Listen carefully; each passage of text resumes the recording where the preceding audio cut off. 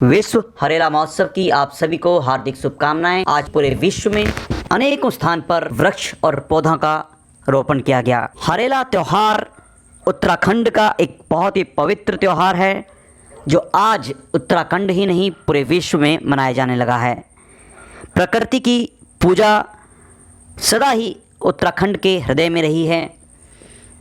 आज राष्ट्रीय डेयरी अनुसंधान संस्थान द्वारा आयोजित टी प्लांटेशन में लगभग 150 पौधों का रोपण किया गया।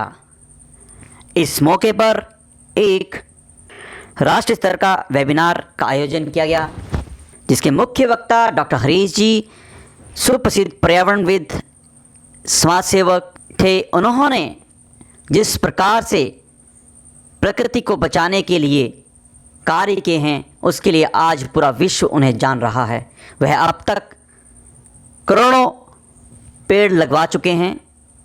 विश्व हरेला महोत्सव के जरिए उन्होंने पूरे भारत से जुड़े साइंटिस्टों को संबोधित करते हुए कहा, अगर आप सोचिए, अगर यह तापमान बढ़ जाए और इसमें 1 डिग्री सेल्सियस की वृद्धि हो जाए तो हमारे शरीर का तापमान यह 102, 103 तक आगे बढ़ने लगता है।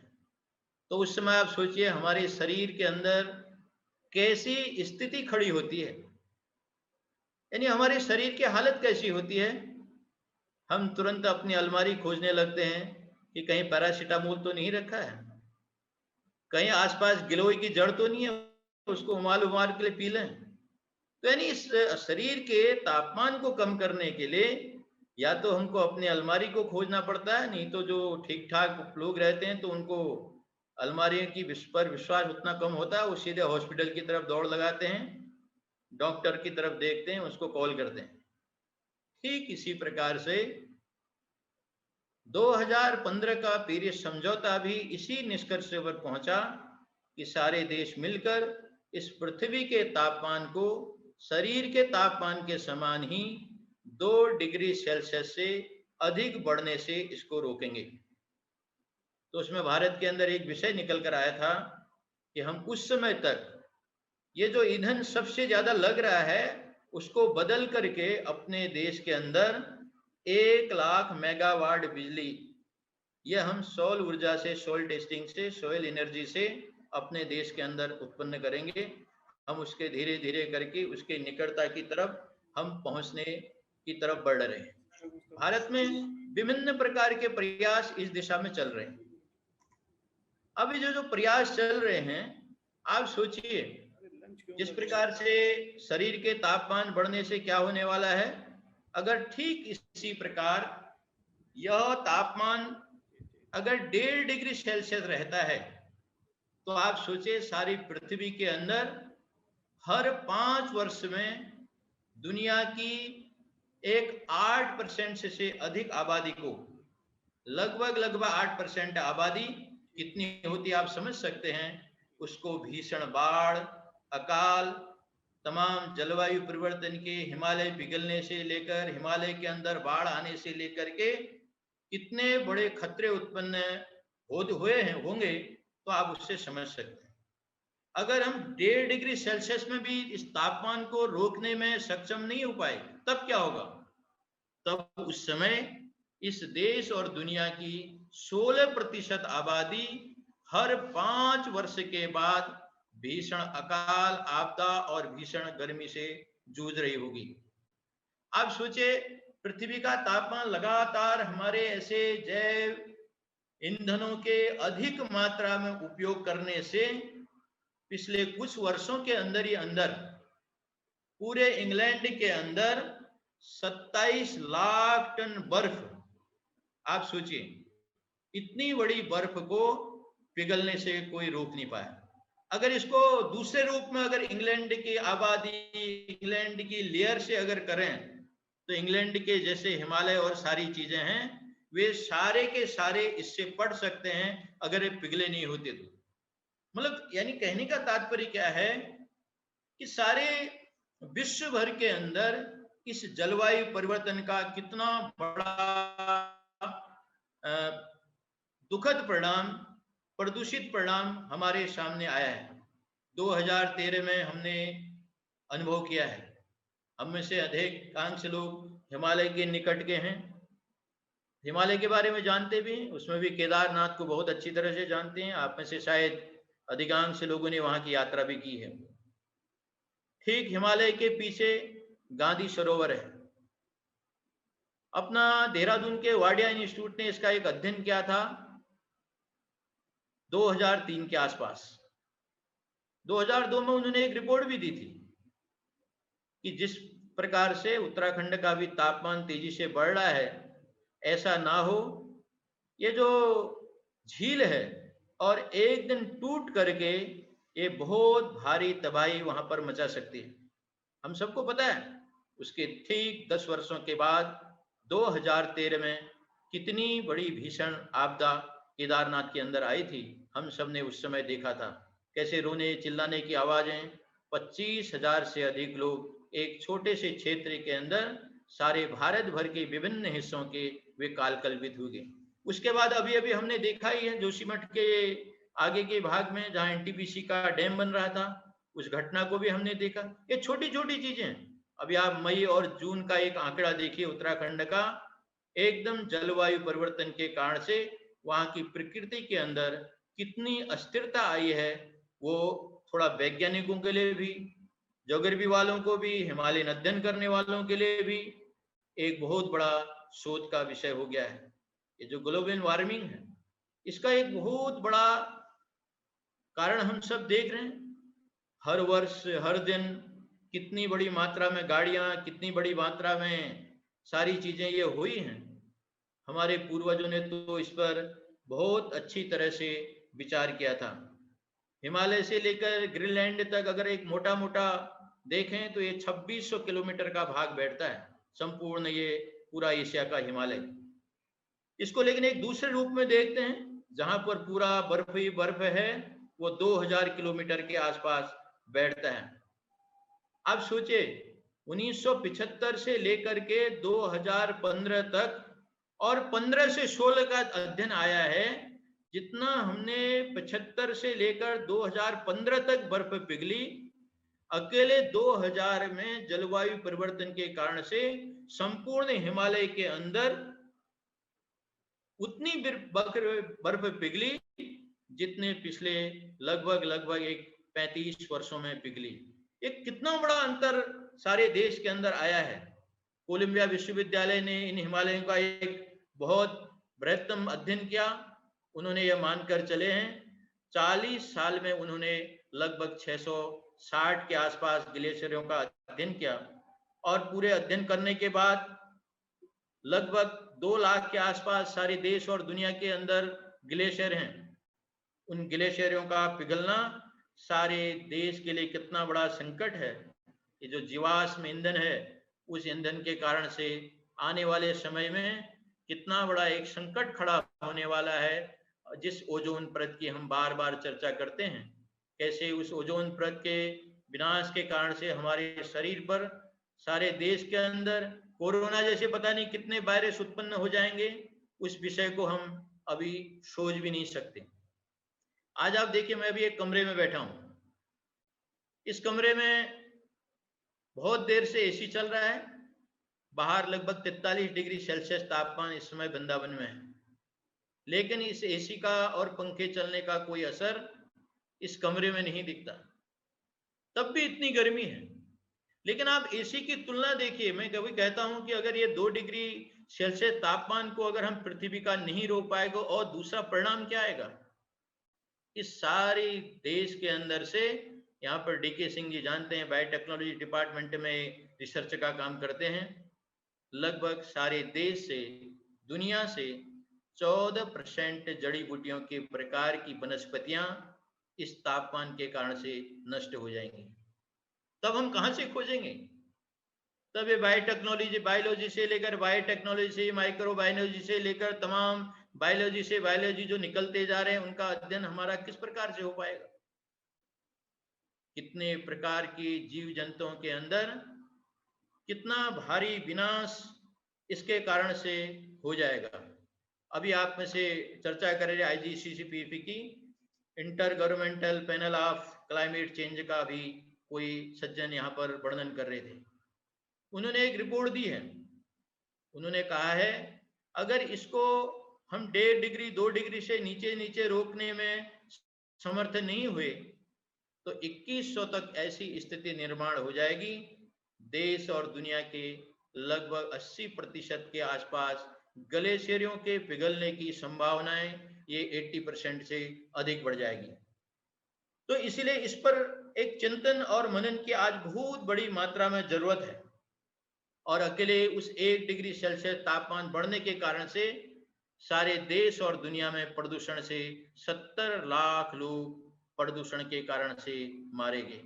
बहुत गंभीर, आप जैसे वैज्ञानिकों के लिए बहुत बड़ा चिंतन का प्रश्न यहाँ पर खड़ा होता है।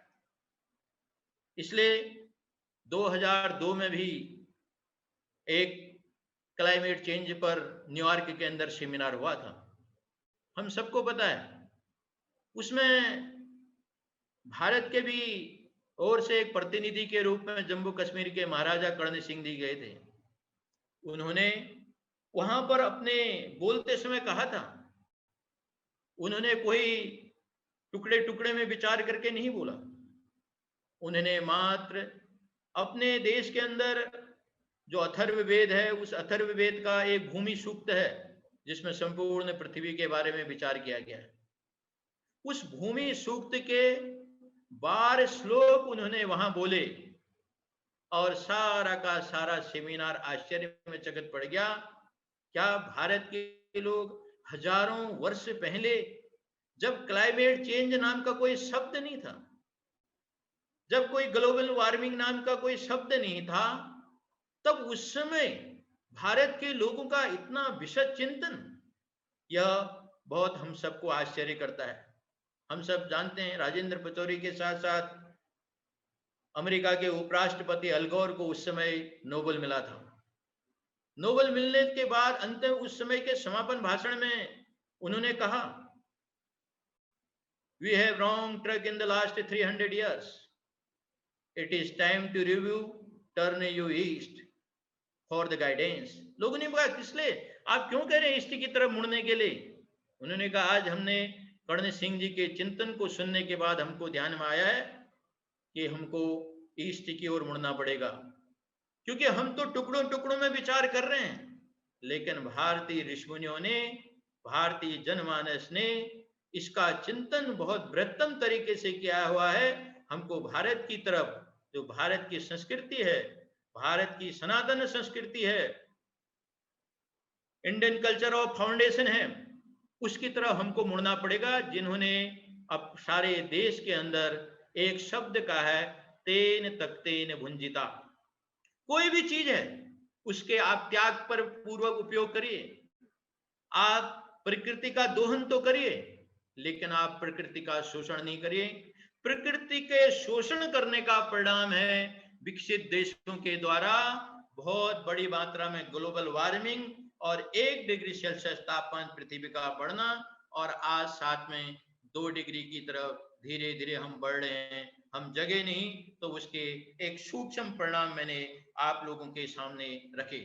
बंधु, दूसरा विषय इसी में है। आप सोचिए, हम तो खैर हिमालय की तलहटियों में रहने वाले आप और हम सब हैं, लेकिन अगर 2 डिग्री तापमान बढ़ता है, आप आज सुनते हैं महाभारत का वर्णन करते हैं, सुनते हैं कृष्ण के बारे में सुनते हैं, तो आप कहते हैं कि भगवान कृष्ण की द्वारिका आज समुद्र के अंदर है।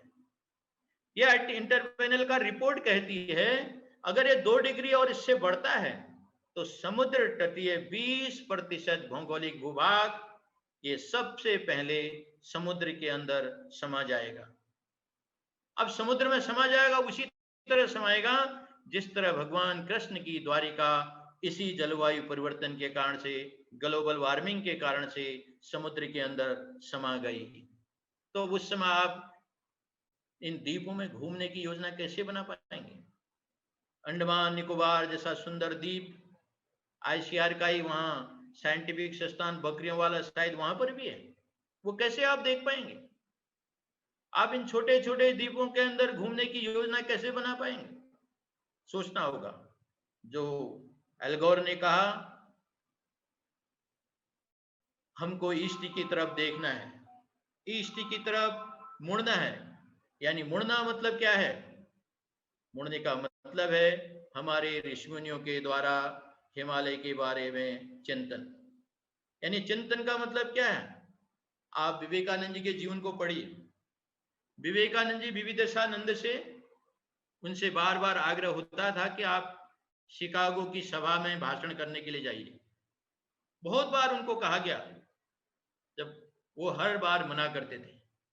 लेकिन विवेकानंद जी 1890 में अल्मोड़ा आकर के, अल्मोड़ा के पास कसार देवी नाम के स्थान में आकर उन्होंने 3 दिन, हम सब जानते हैं अमेरिका, इंग्लैंड और उत्तर भारत के अल्मोड़ा के कसार देवी के अंदर सबसे ज्यादा मैग्नेटिक फील्ड, चुंबकीय आकर्षण वाला केंद्र, पावर सेंटर, उनमें से एक वहां पर है। 3 दिन उन्होंने आध्यात्म की साधना की। साधना करने के बाद कहते हैं अब मैं दुनिया में कहीं भी जाऊंगा, मैं सफल हो जाऊंगा। उनको एक दिशा मिल गई, आपको शिकागो जाकर उद्बोधन करना है। वो कहते हैं कि अब मैं जाऊंगा, अब तक मैं डर रहा था, क्या मेरे अंदर तरह तरह के भय थे, इसलिए अब मैं शिकागो जाऊंगा और वहां विश्व धर्म सम्मेलन के अंदर भाग लूंगा। ये अपनी ताकत है हिमालय के प्रति। ये इसी हिमालय के प्रति देखने का उनका क्या इतना सुंदर उनका दृष्टिकोण था उस चुंबकीय तत्व के बारे में।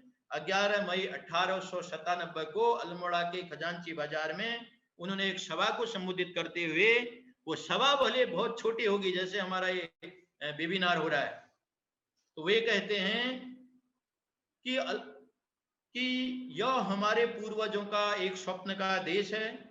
भारत जननी पार्वती की जन्मभूमि है। यह बहुत पवित्र स्थान है जहां जीवन का अंतिम काल बिताने के लिए हर व्यक्ति इच्छुक रहता है। अगर हम हिमालय को भारत से निकाल दें तो भारत, फिर क्या भारत बचेगा? तो भारत उस रूप में कुछ भी नहीं बचेगा, हमारे लिए उसका कोई अस्तित्व नहीं होगा। हिमालय के प्रति देखने का यह हमारे पूर्वजों का एक दृष्टिकोण था। इसलिए हमने इसमें दूसरी बात कही, देवात आत्मा हिमालय, हिमालयो समारंभ्यो यावत इंदु सरोवरम तुम देव निर्मितम देशम हिंदुस्तानम प्रत्यक्ष थे। ये अपने शास्त्रों में वे लोग पहले कहकर चले गए। इसलिए आप देखिए, हमने कहा कि जब तक हम इस दृष्टिकोण की तरफ नहीं बढ़ेंगे, भारतीय जीवन की तरफ नहीं बढ़ेंगे, तो ये जो दुनिया के अंदर ग्लोबल वार्मिंग हो रही है, कितने भी टुकड़े में दुनिया विचार कर लेगी, समाधान नहीं निकल पाएगा। समाधान हमारे ऋषियों ने दिया है, समाधान हमारे पूर्वजों ने दिया है। हमारे हिमालय के प्रति देखने का दृष्टिकोण क्या है? हमारे पीपल के वृक्ष के प्रति देखने का दृष्टिकोण क्या है? तुलसी के प्रति देखने का दृष्टिकोण क्या है? जिसको हमने अंग्रेजत की मानसिकता के कारण से, जो गांव की माता, हमको वो अक्षर ज्ञान से युक्त नहीं होगी, लेकिन उसकी पढ़ाई लिखाई, उसकी समझदारी में कोई कमी नहीं थी, जो सांझ होते होते कहते थे जाओ घी के 10 ग्राम दीपक को आप तुलसी के पास जला कर आओ।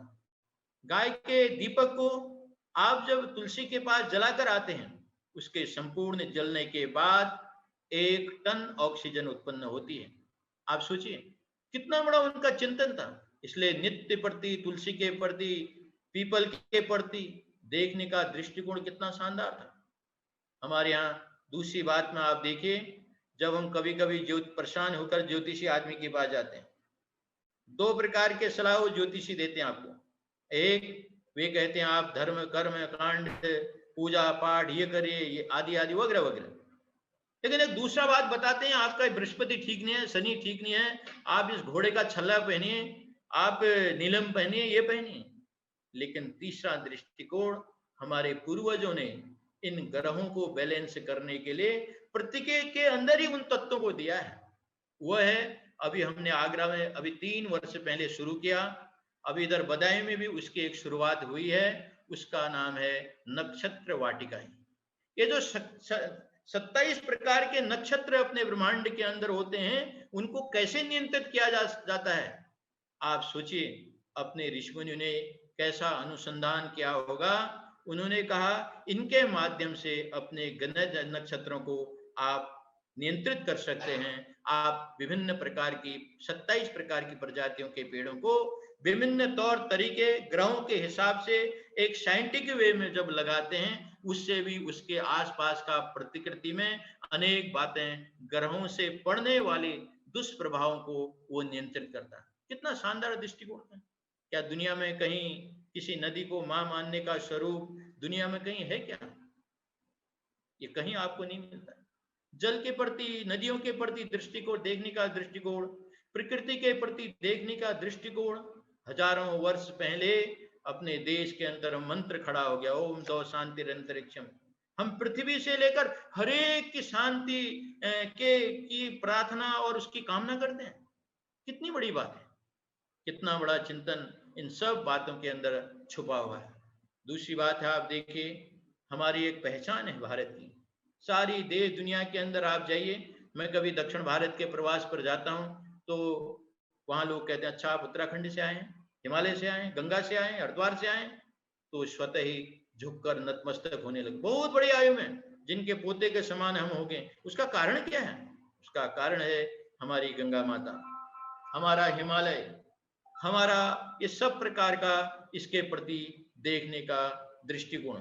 अब आप देखिए, अब हम इसको कैसे बदल सकते हैं? मैं कभी कभी कहता हूं, अगर क्लाइमेट चेंज होता है, 2 डिग्री सेल्सियस तापमान यह पृथ्वी का बढ़ता है, तब उस समय क्या गंगा गंगा रह पाएगी?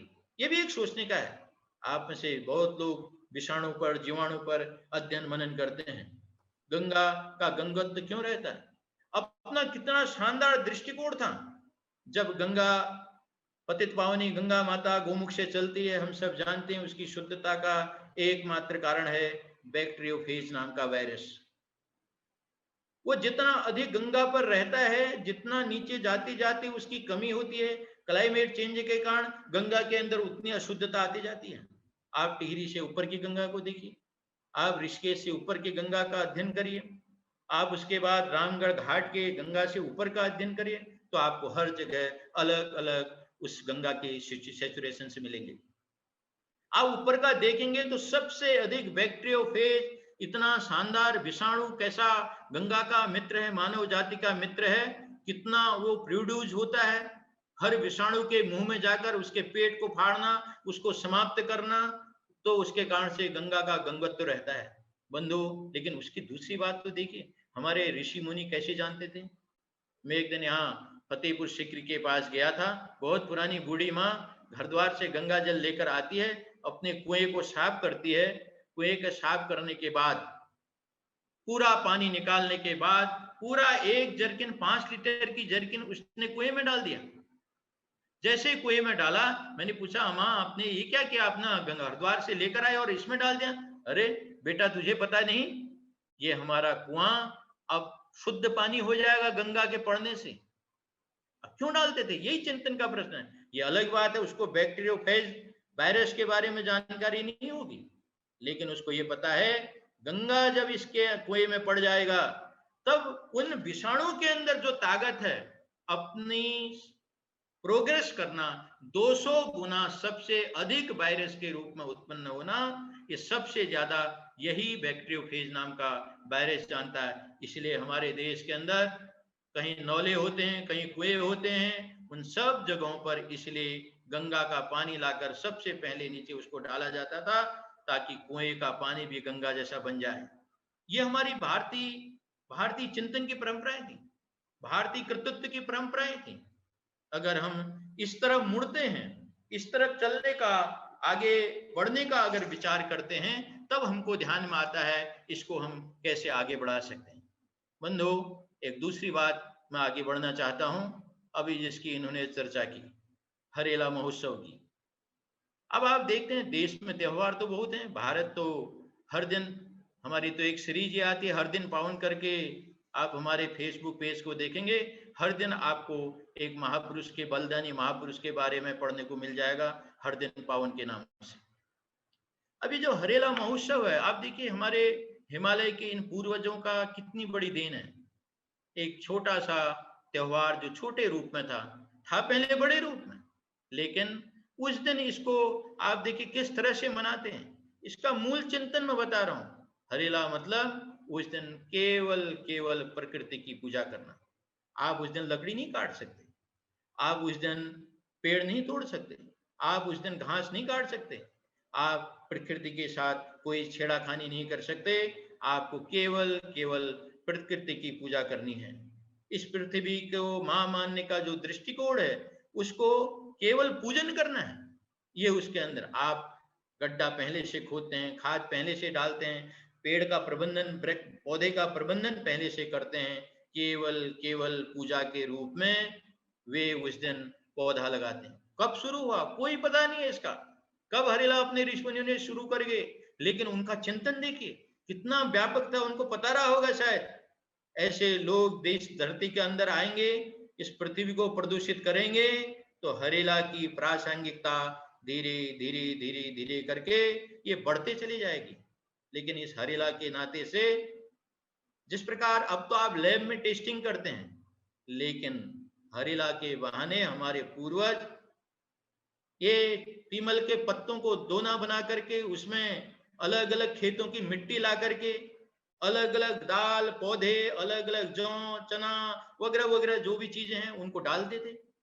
उन डालने के बाद उनमें 8 दिन तक लगातार जल से सिंचन करते थे, खाद डालते थे, उसमें एकदम दीपक जलाते थे। उनको पता लगता था इस वर्ष हमारी खेती में कौन सी चीज ऐसी है जिनका प्रोडक्शन ज्यादा हो सकता है। वो छोटा सा पौधा हमको उगने के बाद हमको दिशा सूचक करता है, जैसे बायोटेक्नोलॉजी लैब में लोग करते हैं। वे उस समय इस प्रकार से करते थे। तो उसी को हमने एक चिंतन विचार किया। मैंने सोचा कि इतना शानदार चीज, बचपन में माताजी ने मेरे से नींबू का एक पौधा तोड़कर लगवाया, देखता हूं कि अगले 3 वर्ष के बाद वो फल देने लग गया। देखते देखते 2 कुंटल 3 कुंटल तक एक पेड़ इतना फल देने लगा।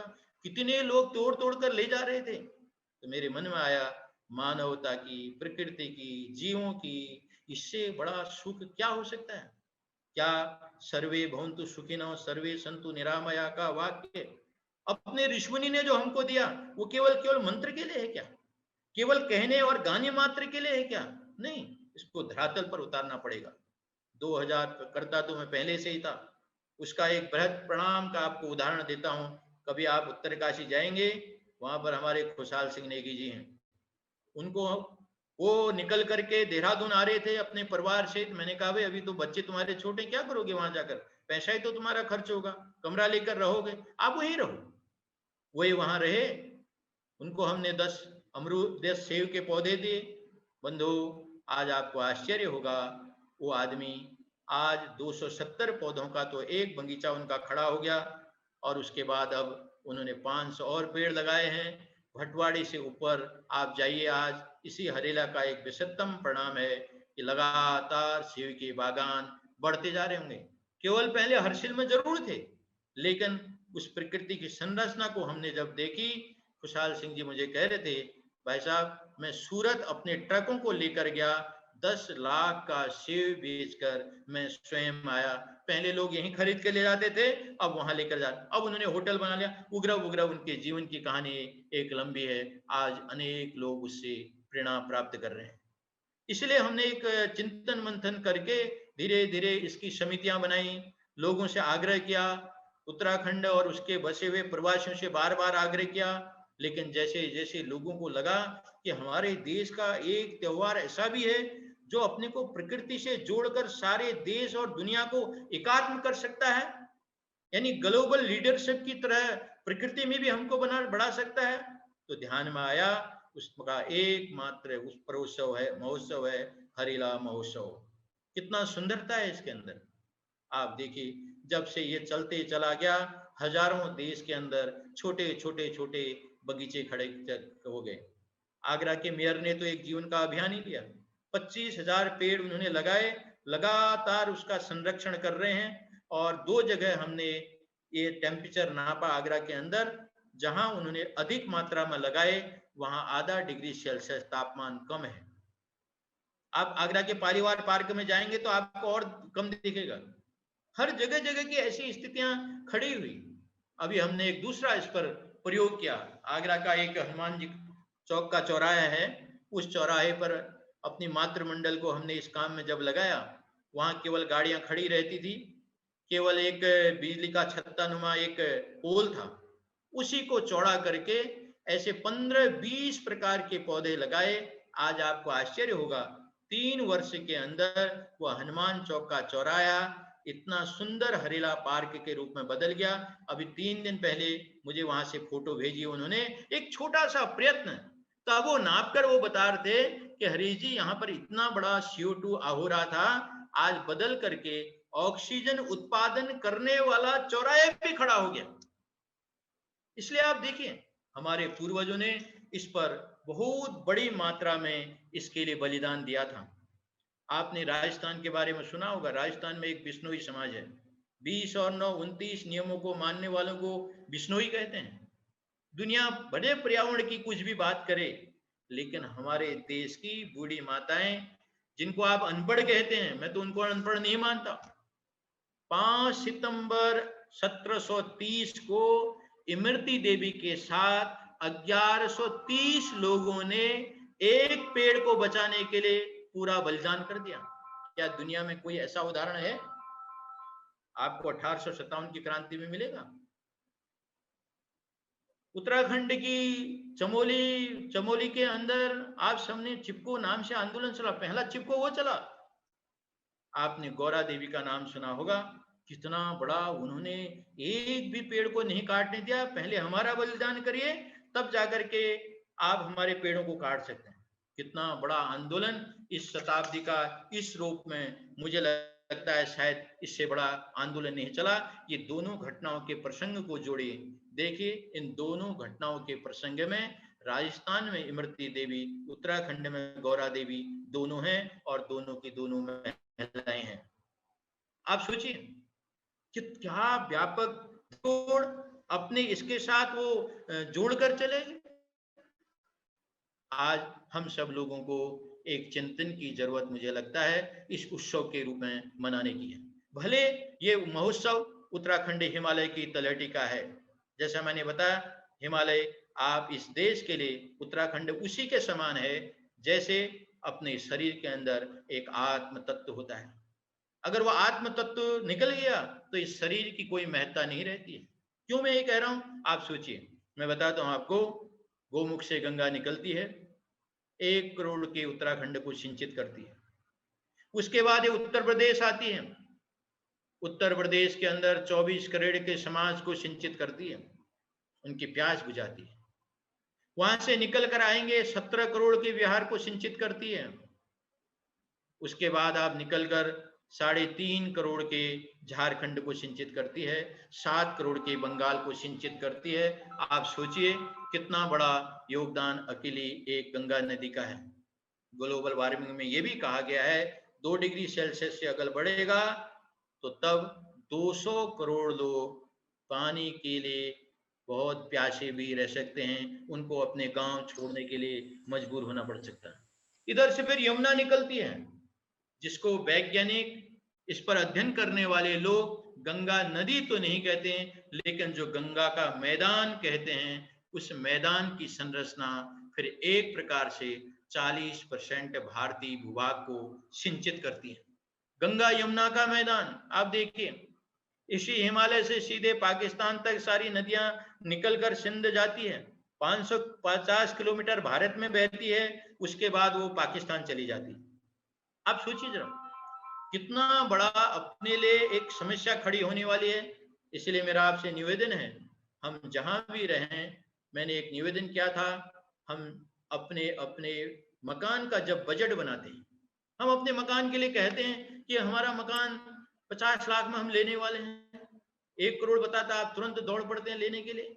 क्या उस समय हमारा दिमाग इस विषय पर चलना चाहिए कि नहीं चलना चाहिए कि इसमें से हमारे 10 लाख का बजट हमारे मकान के पर्यावरण के लिए होगा।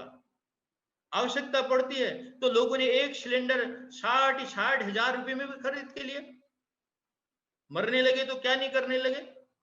कितना महंगा महंगा ऑक्सीजन का सिलेंडर दूसरी कोरोना की दूसरी वेव में हमारे लिए समस्या उत्पन्न करके गया। तब क्या अपने को ध्यान में नहीं आता। आप देखिए स्थिति क्या है अपने भारतीय मानसिकता में, दीवाल से दीवाल सटाकर मकान तो बना देंगे, उसके लिए लड़ झगड़ तो लेंगे, लेकिन अपनी छतों का उपयोग 4 गमले रखने के लिए नहीं करेंगे। आप सोचिए, इस पर मंथन करना है। ये दिशा आप सब प्रबुद्ध जन हैं। इस विषय को समाज के अंदर इस हरोला महोत्सव के माध्यम से हमको अपना घर कैसा हो, हमारा हरेला घर होना चाहिए।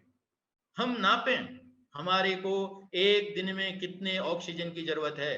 मेरे परिवार में 5 सदस्य हैं, मेरा मकान ऐसी स्थिति में होने वाला है, मेरे घर में टॉयलेट बनेगा, बाथरूम बनेगा, 5 लोग स्नान करेंगे, उसका गंदा वाटर इकट्ठा होगा, उसके बाद कितनी CO2 गैस हमारे गड्ढे से निकलकर ऊपर को आएगी। तब उस समय हमको उसका कुंटल और ऑक्सीजन के कुंटल, इन दोनों को नापना पड़ेगा, अगर भविष्य में हम अपने को स्वस्थ और अच्छा देखना चाहते हैं। तो इस दिशा में बढ़े। हमारे जन्मदिन ये केवल केक काटने के जन्मदिन ना बन जाए। इसको हम स्मृति में वृक्षारोपण के साथ कैसे जोड़ सकते हैं, एक फलदार उसके साथ कैसे जोड़ सकते हैं। आपके इसी कार्यक्रम में एक NIT का प्रोफेसर भी जुड़े हैं। उन्होंने अपनी बहन की शादी की। शादी के समय उन्होंने उनको लिफाफे में 51, 21, 101 रुपए नहीं दिए। उन्होंने प्रत्येक आने वाले बाराती को एक पौधा भेंट किया कि आप अपने घर में जाने के बाद इसको लगाइए। ये अलग बात है, वो पौधा 200 रुपए का था, हो सकता है वो लिफाफे में 100 रुपए देते, लेकिन एक नई परंपरा, एक न्यू इनोवेशंस वहां शुरू हुआ। सारे बाराती बहुत खुश हुए। आज भी बहुत सारे बाराती उनको फोन करके बताते हैं, भैया आपने जो पौधा दिया था हमने उसको लगाया है और आपको हम इस पौधे का फल खिलाएंगे। एक पेड़ में कितनी ताकत उसके साथ है, ये हमको सोचना है। कैसे हो, जैसे मैंने कहा, हरेला के कारण से अपने उत्तराखंड के पूर्व मुख्यमंत्री थे त्रिवेंद्र सिंह रावत जी, उनको भी बहुत अच्छा लगा। उन्होंने इसके लिए बहुत प्रयत्न किया। हम में से यहाँ बिष्टी जी देहरादून से जुड़े हुए हैं। हमारी कैसी रिस्पना नदी, उसके अंदर बांग्लादेशियों ने कैसे अतिक्रमण करके अपने घर बना लिए थे। उसमें जो 10-20 बूंदे पानी की निकलती भी होंगी तो सीधे पृथ्वी के अंदर ही अंदर कैसे वो चलेगी। आज धीरे धीरे करके उसके मुहाने में जब देहरादून का समाज, देहरादून के लोग, फॉरेस्ट डिपार्टमेंट के लोग खड़े हुए, हरेला के दिन जाकर उन्होंने क्षमा याचना उस ऋषिपणा नदी से की, आप फिर से प्रकट हो, और खूब सारे पेड़ लगाए, नदी की सफाई की। आज परिणाम यह है, हम सबके सामने है।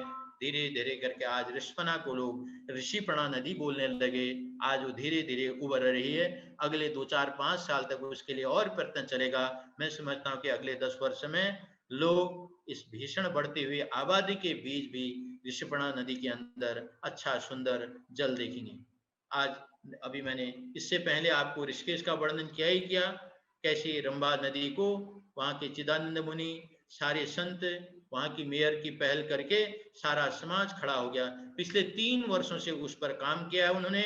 और इस बार के हरेला महोत्सव यानी आज के दिन सुबह से पूजा अर्चना वंदना, एक संकल्प, एक विश्वास लेकर कि हम अपने पर्यावरण को शुद्ध करने का काम, अच्छा करने का काम हम करें। एक दूसरी बात भी, अगर आप भविष्य में दुनिया के क्लाइमेट को रोकना चाहते हैं, क्राइम को रोकना चाहते हैं, एक रिसर्च होकर आई है कि आप जहां जहां आदमी प्रकृति के साथ जुड़ा हुआ है, जहां पेड़ पौधे अधिक हैं, जहां फलदार वृक्ष अधिक हैं, तो वहां के समाज में स्वाभाविक रूप से क्राइम रेट अन्य राज्यों की तुलना में स्वतः ही बहुत कम है। कभी कभी बात होती है, उत्तरकाशी के पुलिस अधीक्षक का फोन आता, अरे भाई साहब आ जाओ, हम बैठे हैं, ये गंगा नदी के किनारे घर बना, कुछ पकौड़ी वकौड़ी बनाकर खाएंगे। आप ऐसा क्या हरिद्वार वाले से या आगरा में बैठे पुलिस अधीक्षक के बारे में सोच सकते हैं? कभी भी नहीं सोचते। कारण क्या है? उसका कारण है प्रकृति के नजदीक का अपनापन, वह आपको क्राइम करने से रोकता है। जापान के एक बहुत सुप्रसिद्ध वैज्ञानिक हुए, रिसर्च करने में उनको बहुत महारत हासिल था, कैमिटो उनका नाम था। उन्होंने एक बार एक रिसर्च में वो किया, एक लैब में उन्होंने एक्सपेरिमेंट किया। एक्सपेरिमेंट करके निष्कर्ष निकाला 6 महीने के बाद, 3 उन्होंने बोतलों के अंदर अलग अलग एक ही बोरवेल से पानी निकाला और तीनों को अलग अलग कमरे में रखा। एक में उन्होंने हेट लिखा, एक में उन्होंने टेरर लिखा, एक में लव लिखा।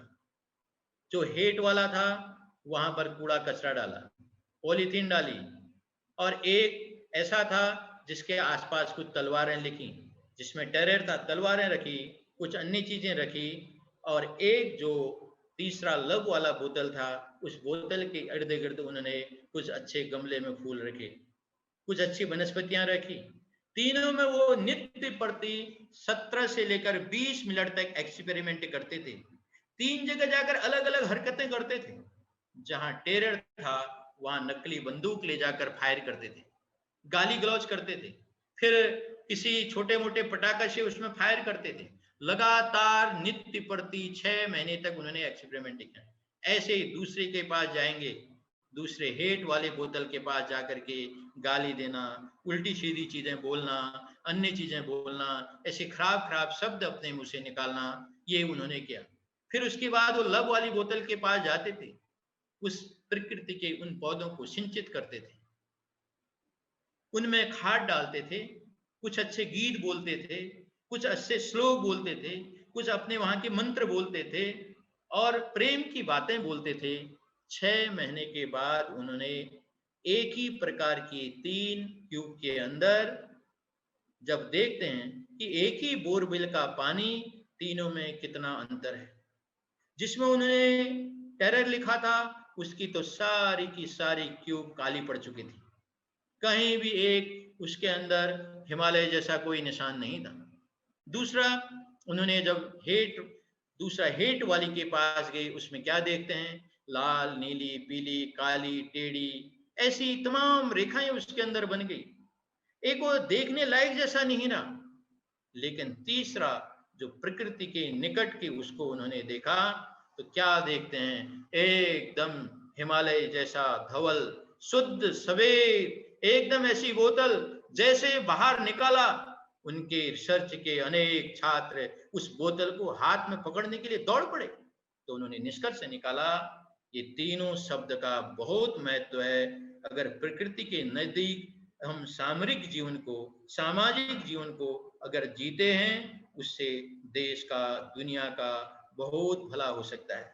क्योंकि हमारे महापुरुष ने कहा भी है, सर्वे भवन्तु सुखिनः, सब कैसे सुखी रह सकते हैं, उसका एकमात्र का वो है, वो जो प्रेममयी बोतल है वह हो सकती है। लेकिन उसके लिए एक शर्त सबसे बड़ी है, वह है अपनी प्रकृति की रक्षा करना, अपनी नदियों को मां मानने का जो दृष्टिकोण है, फिर से उनको अपनाना, फिर से उनको अच्छा करना, इसके लिए जन जागरण करना। हर साल 16 जुलाई हरेला आएगा, हरेला महोत्सव आएगा, ये हमारे दिलो दिमाग में बैठ जाए।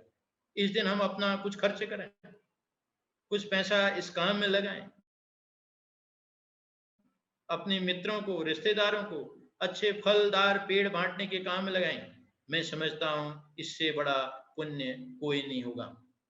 महाभारत में अर्जुन ने गीता भगवान कृष्ण से पूछा, प्रभु देश का काम अलग अलग समय पर कैसे हो, अभी तो लोग भंडारा कर रहे हैं, थैली फेंक रहे हैं। तो कृष्ण कहते हैं नहीं, देश का काम समय समय पर, धर्म का काम ये अलग अलग होगा, इसकी डिफाइनिंग एक नहीं होगी हमेशा। मेरे पास आने के लिए उसका अलग अलग रूप होगा। इसलिए वो गीता में कहते हैं, अदेशे काले यददानम पात्रेश्च दीयते, और पात्र को देना क्या, तो आगे वो कहते हैं, देशे काले पात्रेश्च तददानम सात्विकम स्मृतम। मेरे पास निकट आने के लिए केवल धार्मिक कार्य का ही महत्व नहीं है, जिससे अपने देश का उत्थान होगा। ऐसे कार्य, दान वाले कार्य करने से वह भी मेरे निकट आ सकता है, ऐसा कृष्ण ने अर्जुन को समझाते हुए कहा। जब वो कहते हैं भाई लोग दुकानदारी कर रहे हैं, प्रोफेसरशिप कर रहे हैं, ये कर रहे हैं, वो कर रहे हैं, तो आपके पास कैसे आएंगे हर समय कृष्ण कृष्ण कृष्ण कृष्ण, कौन कह पाएगा। तो वो कहते हैं, देशे काले पात्रे चौ, देश काल परिस्थिति के अनुसार अपने देश का, अपने समाज का, अपनी प्रकृति का उत्थान करने वाला व्यक्ति भी मुझ तक पहुंच सकता है। हर चीज अपने को, अपने शास्त्रों ने, हमारे पूर्वजों ने अपनी प्रकृति के निकटता का बोध, अनुभव हमको कराया है। बस कालखंड ऐसा आया, ऐसी शिक्षा व्यवस्था अंग्रेजों की आई, वो हमको अपनेपन से दूर करा दी। हमारी प्राचीन अर्वाचीन उस शिक्षा व्यवस्था से दूर करा गई। परिणाम सारी देश और दुनिया को देखना पड़ रहा है। इसलिए जो अल गोर का वाक्य है, लुक टू द ईस्ट, यानी ईस्ट की तरफ देखना, हम वैसे बन सकें। आप सब प्राध्यापक गण हैं, मैं समझता हूँ कि आपका एक शब्द बोलने से हजारों छात्रों का जीवन बदलता है। आपकी कृति से, आपके प्रयोगों से, आपके जीने के तरीके से हजारों छात्रों का जीवन बदलता है। आज राष्ट्रीय स्वयंसेवक संघ ऐसे प्रयासों में लगा है, यही नहीं दुनिया के अंदर लगा है। हम सब लोग भी, मैं समझता हूँ कि मेरे नाम के साथ साथ अपना सुप्रसिद्ध पर्यावरणविद शब्द कहा गया है। बंधु, इस वर्ष हमने उत्तराखंड के लिए एक नया विजन दिया है, इसके साथ देश का विकास भी जुड़ा है। वह है, अपने उत्तराखंड में एक नौला शब्द चलता है। नौला यानी हमारे पूर्वजों की प्राचीन पीपल के पेड़ों के आसपास एक गड्ढा नुमा बना करके पानी को संरक्षित करना, उसमें फिर पूजा उपासना करना, पीने का पानी तैयार करना, उसको ना। तो इस वर्ष हमने उसको बदलने के लिए एक मिशन दिया, उसका नाम मंदिर के रूप में बदल करके जल देवालय रखने के लिए आग्रह किया है। उसको ऊंचा करना, अच्छा करना। मैं मथुरा में हूँ, आप कभी आइए, आप देखेंगे लगभग 163 विद्यालय हम लोगों ने समाज के सहयोग से उनको सरकारी स्कूलों को बदला है। हम पहले शिशु मंदिर इनको बदलते थे, कोई उसमें गुजरात में के कमिश्नर है, उन्होंने 10 विद्यालयों में अपने मित्रों से सहयोग कराकर हर विद्यालय में हमने परिवर्तन किया। ऐसे 163 विद्यालय बदले हैं, और वो विद्यालय बदल करके आप मथुरा के बेसिक शिक्षा अधिकारी से पूछिएगा, 17,000 बच्चे इन प्राइमरी स्कूलों में पिछले 3 वर्ष की तुलना में सरकारी प्राइमरी स्कूल में बढ़े हैं। बहुत सारे ब्यूरोक्रेट से उनकी पत्नियां खाली हैं, उनको भी हमने निवेदन किया। अनेक लोग लगे, अपने गांव के विद्यालय से भावनात्मक रूप से जुड़ गए। 2.5 लाख से लेकर के 20 लाख रुपए तक की राशि उन्होंने अपने प्राइमरी स्कूलों को ला करके अच्छा कर दिया। 4 दीवारी बना दी, पौधे उसमें लगा दिए, कंप्यूटराइज्ड कर दिया, छोटी सी दवाई की डिस्पेंसरी बना दी, 100 पुस्तकों की लाइब्रेरी बना दी, बैठने की अच्छी व्यवस्था कर दी। एक परिवर्तन है, इसमें कोई सरकार का पैसा नहीं लगा है, वे हमने किया। एक मात्र छोटी सी प्रेरणा कैसे अपने देश को बदल सकती, 21वीं सदी का भारत कैसे दुनिया का नेतृत्व करने वाला हर रूप में हो सकता है, उसकी एक छोटी सी ये पहल है। इसलिए हमने इस बार उधर भी कहा है, अपने अपने गांव के स्कूल को सरकार नहीं, हम भी चेंज कर सकते हैं। हम 5 मित्र मिलकर 50-50 हजार रुपए की राशि से उस विद्यालय को अच्छा कर सकते हैं। एक भावनात्मक लगाव हमारे साथ जुड़ सकता है। एक पहल शुरू की मैंने, अभी वो तो नहीं हुआ। आगरा मेडिकल कॉलेज आप सब जानते हैं, उसकी हालत बहुत खराब थी। मैंने वहाँ के प्रिंसिपल से बात की, बातचीत होने के बाद ध्यान में आया 5,000 से अधिक से सह सरकारवा आदरणीय कृष्ण गोपाल जी हैं, उन्होंने पहल शुरू की। उन्होंने मुझे फोन करके बताया, भाई हरीश, इस दिशा में हमने बढ़ना है। सारे तालाबों को गांव वालों ने कब्जा कर लिया था, किसने कुछ बना लिया, दीवार बना ली, भैंस बांधने का बना लिया। आप सबको आश्चर्य होगा, आप आइए कभी, देखेगा 2000 तालाब आज पानी से डबडबा रहे हैं। अगले 8 वर्षों के बाद अगर वो भरे रहते हैं तो आपको आश्चर्य होगा, यहाँ की महिलाएं मटका लेकर जो पानी, पीने वाला पानी, मीठा पानी, मैंने पहली बार ब्रज में आने के बाद शब्द सुना, मीठा पानी और फीका पानी, नमकीन पानी। बड़ा आश्चर्य हुआ मुझे, ऐसा भी होता है, लेकिन सुना। लेकिन मुझे लगता है अगले 3-4 सालों के बाद उसमें एक परिवर्तन आने लगेगा। एक पहल है, केवल सरकारों के भरे से देश नहीं बदलता है। केवल सरकारों इंटर पैनल रिपोर्ट बना देंगे, कोलंबिया विश्वविद्यालय बताने के लिए, ठीक है, ये तो हम अनुभव कर रहे हैं, इतनी गर्मी बढ़ रही है, इसका तरीका क्या है, हमारे पूर्वजों ने बता रखा हमको। हम उस दिशा की तरफ बढ़े, अपने छात्रों को, चाहे वो बकरी अनुसंधान का होगा, चाहे एनडीआरआई का होगा, चाहे घोड़े का होगा, भैंस का होगा, कहीं भी करता होगा, उसके दिलो दिमाग में यह बात जरूर रहनी है कि हम प्रकृति के निकट सदा सर्वदा बने रहें, अपने गांव के साथ जुड़े रहें। उस गांव से जुड़े रहने के लिए मैंने एक स्लोगन दिया था, उसका नाम था मेरा गांव मेरा तीर्थ। मैं बाहर चला गया, अन्य दूर चले गए, लेकिन मेरा गांव मेरा तीर्थ के कारण से अपने मथुरा के 163 प्राइमरी से लेकर इंटर कॉलेज बदल गए। वे लोग जो बाहर चले गए थे उन्होंने बदले, आज एक छोटी पहल है, आप सोचिए, समाज खड़ा हो जाए, अपने बच्चे के जन्मदिन से लेकर अपने पूर्वजों के मृत्यु के समय तक और अपनी शादी, बच्चों की शादी तक, हर बात में एक बात ध्यान देनी है कि अगर हमें प्रकृति के निकट रहना है, अपने को अच्छा पाना है, हॉस्पिटलों की बाढ़ नहीं लगानी है, तो उसके लिए हमको अच्छे वृक्षारोपण और उसका फिर संरक्षण, ये बहुत अति आवश्यक हमारे लिए है। इसलिए मेरा आपसे विनम्र निवेदन है, हम अपने छात्रों को भी एक ऐसी प्रेरणाएं दें कि वो उसके अंदर संवेदना होनी है, रहनी है। आप लोगों के सत प्रयत्नों से, आप लोगों ने के रिसर्च अनुसंधान से, ऐसे आपके यहाँ ऐसे ऐसे साइंटिस्ट मनमोहन जी से लेकर सारे इसमें आप सब लोग हैं, आपकी प्रेरणा, आपका कौशल, इस कौशल के कारण भारत दुग्ध उत्पादन में दुनिया का नंबर 1 देश बना। अब ये 1 तो बन गया, लेकिन आबादी कितनी है वो एक समस्या है, उस दिशा में और हमको बढ़ना पड़ेगा।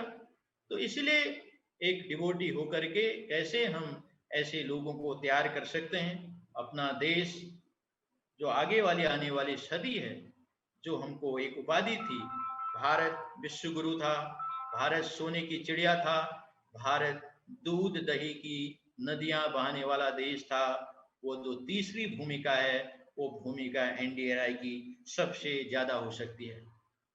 मुझे लगता है जब 2023 में हम 100 वर्ष के होंगे, ये एनडीआरआई आज एक संकल्प ले सकता है, बैठ करके हम अपने एनडीआरआई को कहाँ ले जा सकते हैं। यह कोई जरूरी नहीं है कि मंत्री आपको कुछ कहेंगे, हो सकता है वो कुछ ना कह सकें। हम आपस में बैठकर उस गांव के परिवर्तन से लेकर किसानों के जीवन को आप बदल तो रहे हैं, और अधिक बदलने की दिशा की तरफ कैसे बढ़ सकते हैं, ताकि आपके विद्यालय में पढ़ने वाले छात्र भी इस पर मंथन चिंतन करें, वे अपने जैसे अन्य लोगों को तैयार करें। तो मैं समझता हूं कि भारत को बदलने में समय नहीं लगेगा। जब मैं देश भर के अंदर घूमता हूं, हमारे एक मित्र हैं, उन्होंने भी पर्यावरण क्षेत्र में काम शुरू किया, पटना में रहता, आईआईएम का टॉपर है, 5 साल नौकरी किया, छोड़कर चला आया। फार्मा एंड फार्मर्स करके एक कंपनी की शुरुआत की। आज वो कंपनी कुछ और नहीं करती, उस कंपनी ने टमाटर बेचने वाले ऐसे 25 ठेली वालों को पकड़ा, उनका जीवन बदल दिया। वे जो 7,000 कमाते थे महीने के, आज वो 30,000 35,000 कमा रहे हैं, टमाटर बेचने के तरीकों को बदल दिया। बस उनके टमाटर की ठेली का स्तर बदल दिया। इधर ब्रज में मैंने रोजगार भारती शुरू किया, एक वो भी इस पर्यावरण के उसमें आती है। उस एक रिक्शा साइकिल से आप 10 प्रकार की चाय बेच करके 1,000 रुपये प्रतिदिन कमा सकते हैं। आप चाहें तो एनडीआरआई के बाहर उसको लगवा भी सकते हैं किसी गरीब बालक से। 10 प्रकार की चाय रिक्शा साइकिल में, वो दाल चावल से लेकर के राजमा चावल से 10 चीजें बेच सकता है। नारियल के कार्ड तैयार, एक छोटी सी पहल, 3-4 लोगों को बैठा करके मैंने एक दिशा दी, मैंने कहा इस काम को करना है, मेहंदी वाले काम को करना है। आपको आश्चर्य होगा, बरेली की 350 महिलाएं ये साहूकारों के चुंगल से निकल गई, उनके लिए हमने सेल्फ हेल्प ग्रुप तैयार कर दिया। गरीब बस्ती की बहनें, पिछली बार मैंने 1800 बालिकाओं को अपने प्रांत में मेहंदी लगाने की ट्रेनिंग दी, और आपको आश्चर्य होगा, उन्होंने 18 घंटे मेहनत की। सुबह 8 बजे मेहंदी लगाने का कार्य शुरू हुआ, अगले दिन 3 बजे खत्म हुआ। 550 ठेलियां लगाई, प्रबुद्ध घरों की महिलाएं आई, एक बालिका ने न्यूनतम 5,000 से लेकर के 11,000 रुपए तक कमाई। ये जो पैसे की पिपासा भी अपने समाज में पैदा करनी है, अच्छा कमा करके उसके लिए सम्यक उपभोग करने की तरफ बढ़ाना है। उनको बड़ा आश्चर्य हुआ, ऐसी गरीब बालिकाएं, अरे स्वप्न की बात, हम एक दिन में 5,000 रुपए कमा सकते हैं क्या? उनके लिए आश्चर्य की बात थी, स्वप्न की बात थी। ऐसे 5 नाइयों के जीवन को बदल दिया, बाल कटने के तरीके बदलवाए। आप आश्चर्य होगा, आज उनके दुकानों में समय नहीं है, आज उनकी अन्य दुकानें शुरू। ऐसे छोटे छोटे छोटे प्रयोग जो अपने प्रकृति से अपने को जोड़ते हैं, वो अपने पर्यावरण को भी शुद्ध रखते हैं, ऐसे प्रयोगों के बारे में अपने नौजवान बच्चों को हमने समझाना है। वो केवल एक एनडीआरए में, आपके आईसीआर के संस्थानों में नौकरी करने वाला ना बने, उसके अंदर हर 5 वर्ष के बाद वो स्वयं मंथन करे, मुझे सरकार ने 1 लाख के हिसाब से 5 साल में कितना पैसा दिया, मैंने सरकार को लौटाया कि नहीं लौटाया? मैंने उसको देवात्मा मान करके लौटाया, वो रिसर्च मैंने किया कि नहीं किया? ये जो अंदर की प्रेरणा है, वह प्रेरणा भारत को बदलेगी, भारत को एक नवीन दुनिया के अंदर नेतृत्व की तरफ ले जाने में सक्षम होगी।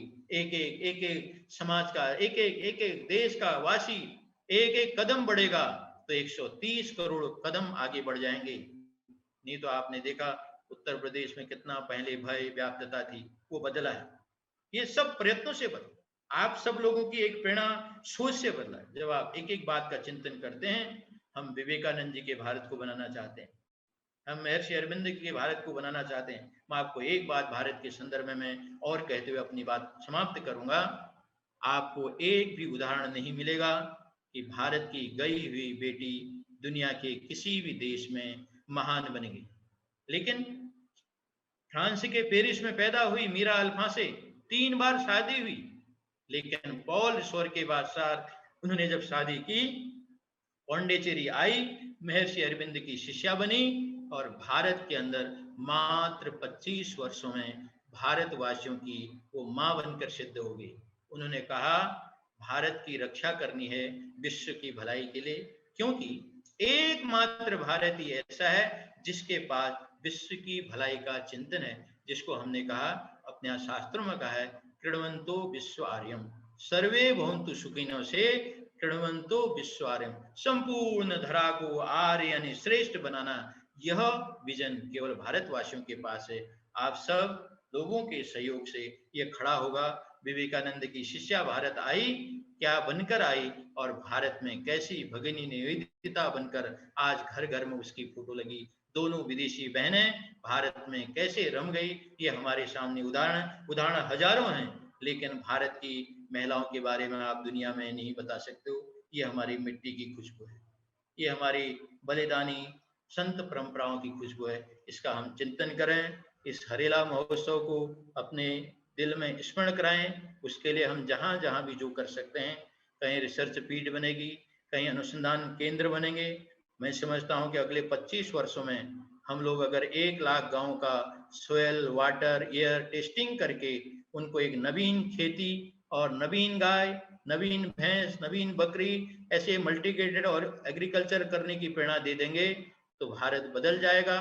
भारत की सामर्थ्य है 10 अरब लोगों को खाना खिलाने की सामर्थ्य हमारी सजलाम सुफलाम सस्य श्यामलाम भारत माता में है। हम मंथन करें, चिंतन करें। आप जैसे विद्वान लोगों ने मुझ जैसे सामान्य व्यक्ति को अपने इस उसमें आमंत्रित किया। आप लोगों का बहुत बहुत आभार, साधुवाद। डॉक्टर साहब का, मनमोहन जी का बहुत बहुत धन्यवाद। आप सभी को मेरा सादर प्रणाम, नमस्कार। बहुत बहुत धन्यवाद वैसा। और हम तो पिछले आप मेरे साथी जितने मैं देख रहा था कि आपकी बात सुनकर मंत्रमुग्ध हो गए। और एक हमारा एक होता है कि हम कई बार हम साइंस में हम लोग बात करते हैं कि रिसर्च में, और रिसर्च में केवल एग्रीकल्चर और एनिमल साइंस और एनिमल की बात करते रहते हैं। उससे हटके जैसे हमें कई बार हम क्या करते हैं कि आउट ऑफ द बॉक्स जाकर नहीं सोचते।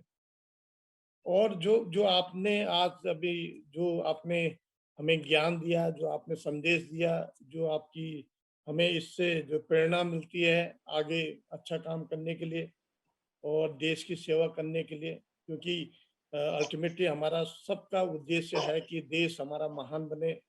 हम उसमें जहाँ पर हमें हम लोग जितने भी वैज्ञानिक हैं, जो हमारा एक मकसद है कि हमारे किसान भाइयों की सेवा करना, हमारे जो इंडस्ट्रीज हैं उसमें हमें नई नई जो मतलब टेक्नोलॉजी को देना, ये सब चीज हमारा उद्देश्य है। और आपके ये जो विचार थे, आपके जो आपका संदेश था, आपका जो आदेश था हमारे लिए, हम जरूर उसका पालन करेंगे। और आपको मैं अपनी ओर से, अपने जो संस्थान के वैज्ञानिकों की ओर से आपको मैं गारंटी देता हूँ कि ये अमल में हम लाएंगे, और जिससे कि हमारे पूरे देश का पूरा जो है विकास होगा।